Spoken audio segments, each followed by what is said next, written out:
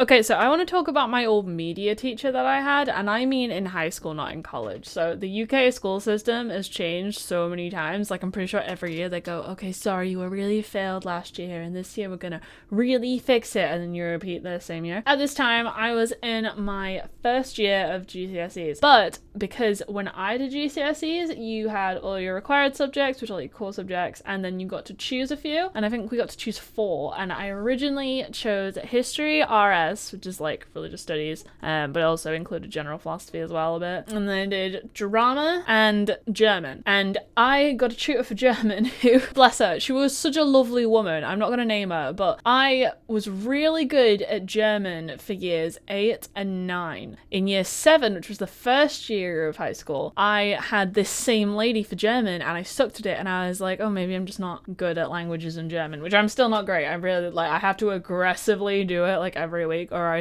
then I can barely scrape by just then. I'm not like a language brained person, except like talking nonsense. Then I got the same teacher from year 7 again in year 10, which is the first year of GCSEs. And for GCSEs, you have 2 years of it, and you have exams at the end of both years, and then you get your qualification at the end. So you like, it all contributes together. It's a 2-year program, but you have exams at regular intervals and stuff. And there were like controlled assessments as well as tests, and it was like a whole thing. So we had 1 month of my first year of GCSEs left, and I was atrociously bad. I was having like, I don't know why I was so stressed about it now, but I was having like panic attacks at how much I was failing, because we had to have like a recorded verbal exam for the first year of GCSE German, and I couldn't do it. I literally couldn't do it.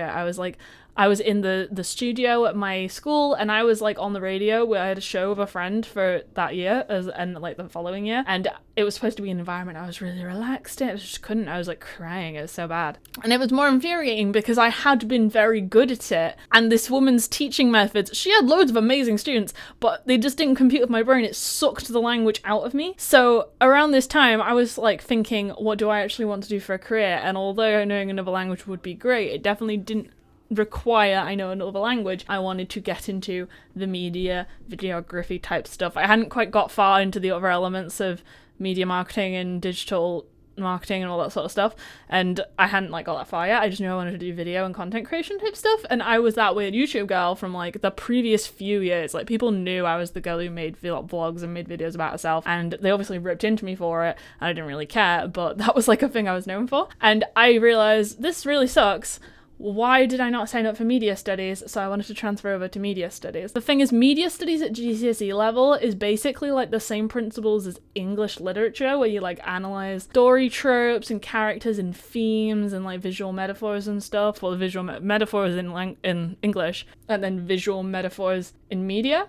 So it's more like analysing and deconstructing certain things within the media itself, as opposed to media production and making stuff yourself, which you got like one project, I'll get into it, but there was like one project where I remember really making something myself, and it was terribly. But basically, I went to my head of year, who happened to also be my drama teacher, who I really got on with, and I said to her, look, I'm doing bad at this. It will hurt your numbers, it will hurt my ego, it doesn't contribute to what I want to do for a career. Can I please change from German to media studies? And the teacher liked me. She was cool with it. She was like, yeah, sure, that sounds like a good plan. We just got to find a teacher to accept you. So I had to go and talk to a media teacher who in my high school was just the English department, because there's the transferable skills. We didn't have media teachers. The most media focused staff member there wasn't a teacher. It was a technician who ran the studios. So I knew him, but he was irrelevant. So I went to my English teacher, who I really liked, and we had a good relationship. I was a massive swot. I was in top set for everything. I said to her, I went up to the English teacher staff room, because they had departmental staff rooms, and I had never been up there before. It was like up this really narrow staircase, like a tower. It was kind of weird, but I went up there and I was like, hey, can we have a chat? And she took us into a media room, and I was like, so this is what's going on. I took a friend with me because I was like really nervous about all this. I don't know why. It was like a witness to the conversation, and I explained what was happening, and she was like, oh yeah, I would, like, I don't know if I can accept you into my class, because it would depend on your timetabling and your other classes, but I can recommend you to whoever you're most suitable for timetable wise, and then you can totally like as soon as your German teacher appears, then you can go. Then I had to have a very sad conversation with my German teacher, like a one-on-one, and be like, look, I didn't tell her it was her problem. I focused it around my career, because she was a lovely woman. I focused it around like, this doesn't suit my aspirations. You've seen how badly I'm doing at this controlled assessment sort of thing, and I feel like it would benefit all parties if I just went into media studies, and that's what I did. The problem was my English teacher's class clashed directly with all my other subjects, and I didn't want to have to move every single class I had around and go with new people with 1 month left of a school year right during exam period coming up. I didn't want to have to worry about that, so they put me with a teacher I'd never seen before. And I feel like as I said that sentence, I remembered what her real name was, but I didn't remember her name until like just now. I've been out of school for over a decade. I'm not going to say her real name. I'll just say media teacher, whatever, miss, whatever. And I'd never met her before. I didn't know her. I hadn't heard anything about what sort of teacher she was. I'd never seen her around. I had no clue of like what reputation she had, if she had a reputation. But I don't know if anyone told her I was there, because she was seemingly fuming at me from the get-go. Like, they told her that I was like struggling with German and I was like coming to media. Maybe she thought that I thought it was a DOS off. But the thing is, she is an English teacher, and over time it became clear that she was self-professed not a media professional. So I don't know why she was so upset. Maybe people were like, maybe she got annoyed at the fuss that everyone else in my class was in, because people knew me as being the YouTube girl, and I don't know if they'd ever questioned why I wasn't in there. I doubt anyone cared about me that much compared to their own selves. Like when you go to the gym, people don't care about how you work out because they're worried about their own workout. But I don't know, like people made a fuss about me transferring into their class in the last month of the term, and there were some people in there who I knew from other classes and I thought they were really cool, but there was no one I was really close with. It was more like people knew me by reputation at that point in this classroom environment. So there was like a big palaver about it. But yeah, she sat me down, and I don't even know what it was. I wasn't singled out by her in any real specific means on the first day or early on. She just seemed like I was annoyed. Maybe it was because I just created more work for her, because she like sat me down, she got everyone going on their own, and she was like, right, you have to do an entire year's worth of work in a month now. You have to catch up. And I was like, okay, I knew this coming in. This is acceptable. She didn't give me any context or any like actual lessons on what I'd missed, and I didn't expect her to repeat the whole curriculum again, but she literally gave me a PowerPoint, which like is such a cliche school thing, is his PowerPoint, off you go. But normally in like school you get a PowerPoint per class. She gave me a singular PowerPoint, and I had to like do a controlled assessment on, I can't remember the song now. I feel like it was a Guns N' Roses song, that like maybe November Rain or Purple something. I don't know. I feel like it might be November Rain, but it's like a long music video, and basically I had to do a deconstructive analysis of this entire music video, including like the shooting methods, the themes of the song, even reasons why it was like so long. I don't have the assignment anymore. I don't remember the specifics, but she like left me to it on my own, and like I put a lot of work into it, and I like submitted that thing on the final minute of deadline, and she was needlessly strict about this deadline. And I feel like it's because the national deadline was like coming up, but it wasn't that minute. Like she had to take it away and do stuff to it over the course of like a day or two at least. So like I understand that she felt kind of rushed, but she was way too on me about it. She was like looking at me with daggers every time I had a question. She was acting like I was interrupting the lesson when other people were also like finishing up their same assessments. When people were trying to talk to me to like be like, hey, so what's going on? Do you need help with anything? And she would tell them to shut up. So that wasn't a great start. Other things that come to mind. I remember we had a unit on crime dramas, and she would ask us to all go around the room and name a crime drama. Now, the idea of a crime drama genre is it's to do with like there's someone breaking the law, there's someone who's following the law, who's like the opposition to the person breaking the law, and some examples were like CSI and CIS, all the lettered anagram shows. And then there was Dexter, and this was around the time that Sherlock was really popular, so there's like Sherlock Holmes. And I said Breaking Bad. She wasn't alright with that answer. Apparently Breaking Bad is not a crime drama, and I literally like I hadn't even seen Breaking Bad yet. I had seen like 2 episodes of it. I watched it purely for this story.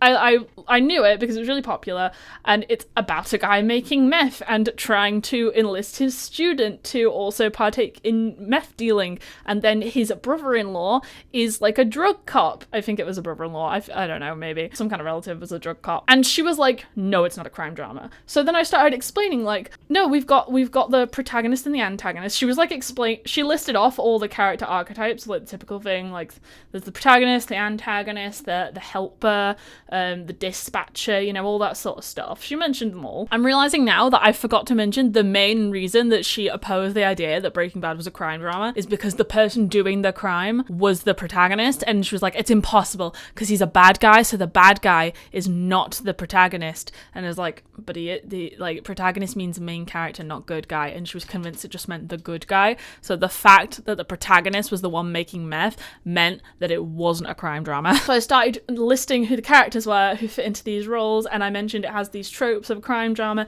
She was like, no, it's not a crime drama. So then everyone in my class, to my defense immediately, they had their phones out. You are not allowed phones in school. Like, there are some teachers who sort of chill if they're doing it for research or whatever. You are not allowed phones in this class. And everyone was on their phone on IMDb going, no, miss, look, it's a crime drama. She eventually accepted it after about 10 minutes of arguing. I barely said anything after I listed my initial things. I'm not a student who talks back and stuff. I was an absolutely massive swat. I've never had a teacher be anything but saying, you get reports at the end of the year. I know they have templated paragraphs, but they tend to put at least one custom comment in, and it was always, Georgia is a joy to teach. She absolutely loves contributing to class. She's always got these wonderful insights. I know I'm blowing my whistle a bit, but genuinely, I was always beloved by my teachers in school. This woman did not like a single thing about me. So I had said maybe, I'd said the thing, and I stated my argument as to why it was a crime drama. Some people she had asked their rationale for it, so I was contributing to the discussion of it, and she was like, no. And then finally, after enough people were shouting at her basically, and I think she just agreed to let the class move on, and I as a matter of principle, of course, we had to do an essay on a crime drama, so I specifically chose Breaking Bad just so. Weirdly, no one else talked about Breaking Bad for the majority of the term.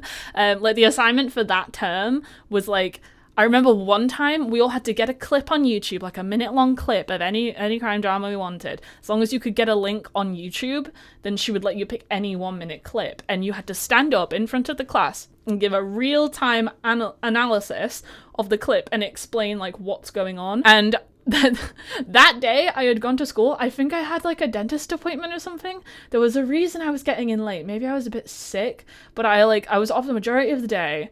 And then I got in just in time for media class, and I really wanted to do that assignment, but I had had no prep for it because of the reason I was late. I admittedly could have done it earlier, but I had all these other assignments to catch up on for other classes, because I had prioritized other things up to that point. It just happens sometimes you end up scraping deadlines. It wasn't a test thing or anything, it was just homework. So I hadn't picked anything, so I literally Googled the name of a show that I knew was a crime drama. It might have been NCIS or something. I had never seen a single episode of it, but I knew that it was a crime drama and it's a show. I looked up maybe the third clip that was a result on YouTube of the right length, because I didn't want to do the first one because I didn't want too many people to have the same clip as me. And we had to put the clip on the screen in class, and we would all present it, and in real time we would talk about what was going on. And it literally only lasted a minute, and that was the assignment. So a few people went up, and I think we did alphabetical order, and my last name begins with D, so I was relatively high up on the list. But everyone before me, she was like,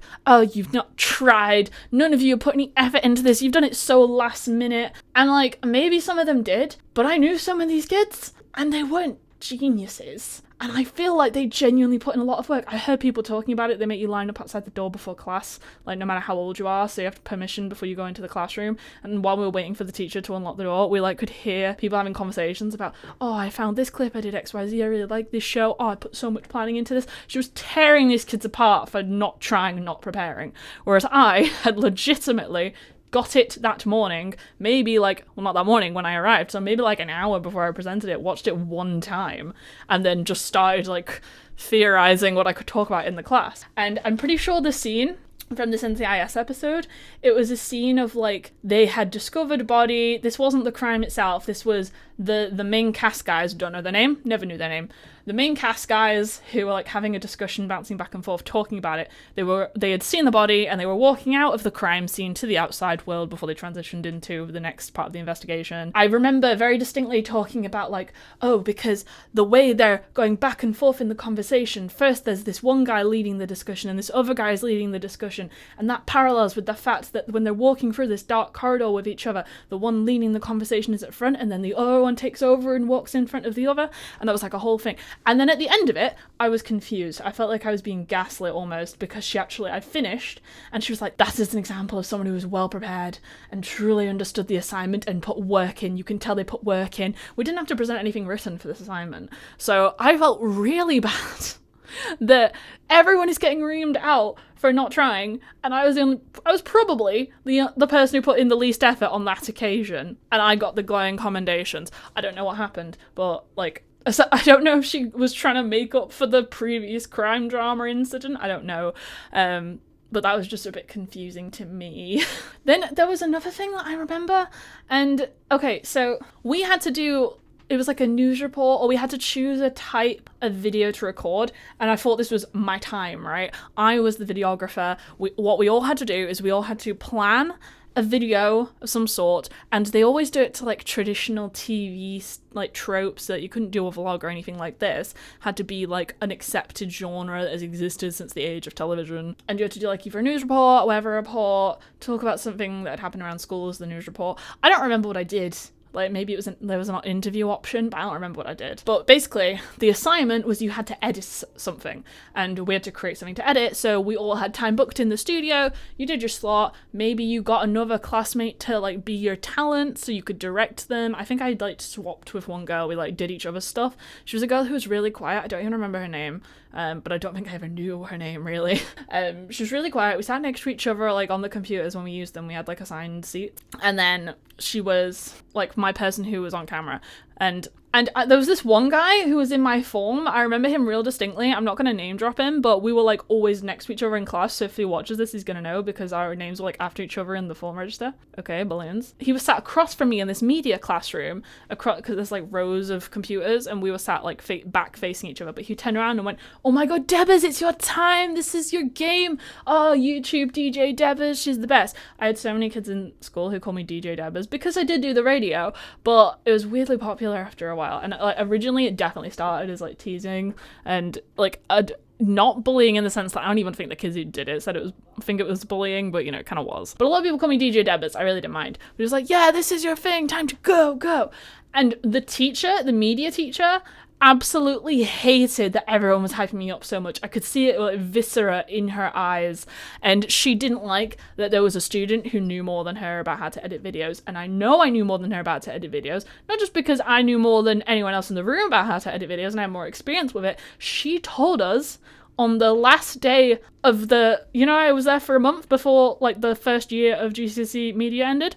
She told us before the summer holidays during our last class that over the holiday break, she was going to learn how to edit so we would be ready for this assignment in the new year. She warned us about it, and she said that she never knew how to do it. And then this woman turns up after all this hype and says, oh, I don't know how to edit, but they had Sony Vegas Pro on the school computers, and I never used Sony Vegas Pro. I hadn't. I'm a fan of Final Cut Pro, but I didn't have that software yet. So my main experience was with Video Studio Pro X5. But I stand by my statement, and I say it to everyone to this day, is most of these softwares do very identical things, if not all the same stuff. It's just a case of finding where the button is. She came in and she still didn't know how to edit any videos. So she brought her daughter, who I don't know what the daughter's done. I feel like she just went, oh, you're a youth, you must understand this technology thing, as you know they do. Also, this is like random and I don't want to focus on this, but this woman had some sort of injury or disability or surgery or something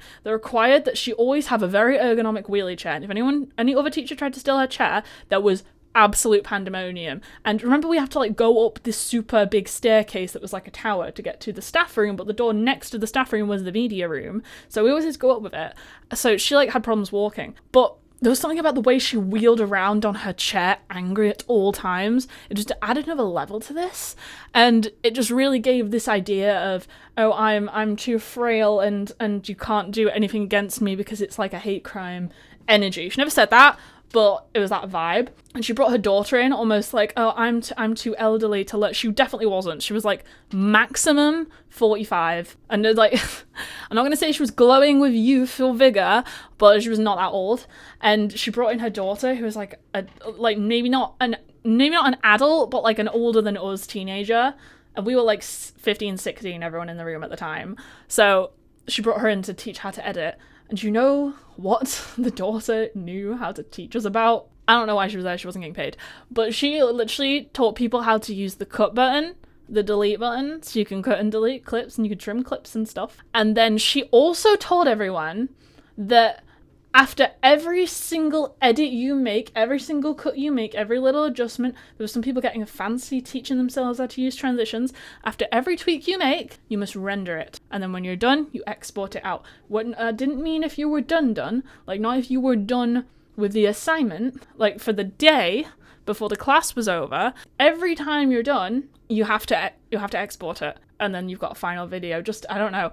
The rationale that I could make sense of is in case it crashed, or make sure you have a saved copy at the end of the day, or if you're off sick and you can't do more work on it, then you have something to submit. But that was never said, and it's also just not true. Now, I admit, I learned something a few months ago that is such a beginner move. I'm not even ashamed to admit it because it's just funny. But Final Cut Pro has an autosave feature, and it auto renders whenever you stop working on the project, and it's supposed to save you time rendering at the end, right? But then it uses up so much data on your storage because every time it renders, it like adds more data, and it doesn't wipe out the old data because it needs to be able to undo until like you're done. I always used to have auto render on, so mine would be rendering all the time. But I now know that you can turn off auto render, and you can just render it at the end of the video when you're done working on it and then export it. Because rendering like flattens it all down to a degree, you know, like makes it all synchronized and it's all interacting with each other, and it's like basically fixed. Like you can edit on the timeline, but it's like pseudo locked in place, and you can like create a coherent file out of that. But she said that you had to render after every single adjustment, and these computers at our school, they were not good. They were like fine, but they were clearly like bought on discount. Like they were some sort of Windows computer. They had like really chunky like monitor stands, but the screen was on a slidey up and down thing. I'm sure some sort of techie knows what I'm talking about, but they weren't great.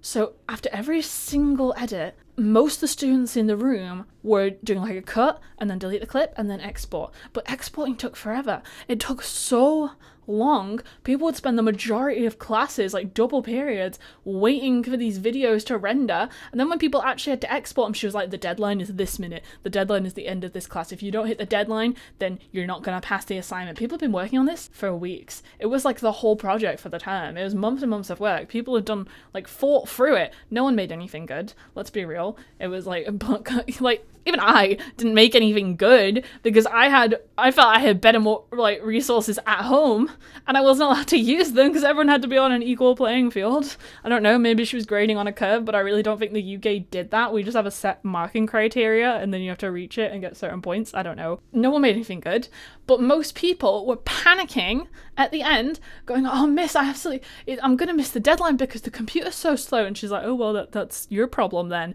And that's just a dick move, let's be real. But she's like, oh, you should have accounted for it earlier.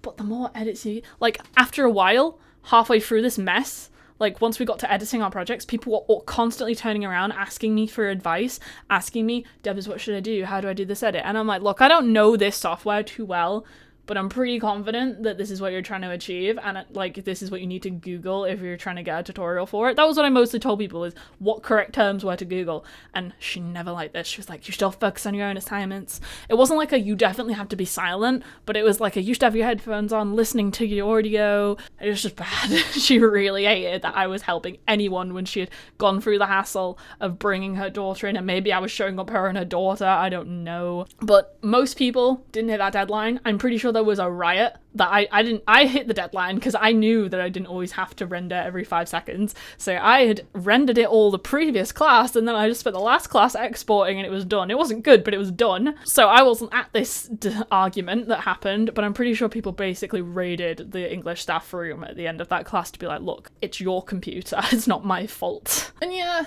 I vividly recall this woman hating my guts. And like, I talked about it with my English teacher because it's like not a lot, but she followed up and asked me, how's it with Miss What's Her Face? How's the class going? And I would say like, she just really doesn't seem to like me, and I'm trying to help people. She doesn't like that. And just, I didn't really care, like on a visceral level. It sort of grossed me out that a grown-ass woman is acting this way to a teenager. I don't know what her problem was, but I told my English teacher, and it never chilled out, but I just like to imagine that she was just looking at her across the staff room like, why? I'm pretty sure she had some sort of reputation amongst like the whole school for being like not chill, but I never got answers. So yeah, I hope you enjoyed that story. If I think of any more things that happened with that teacher, then I'll let you know, but I'm pretty sure I hit all the major contenders. It clearly stuck in my head for a decade plus, so hopefully you enjoyed it. If you want to hear anything more, like previous client stories, maybe I could explore that, then subscribe. Otherwise, you'll see my normal educational content on how to make money online with digital marketing, content creation, e-commerce, all things digital. Thank you very much. Have a nice day.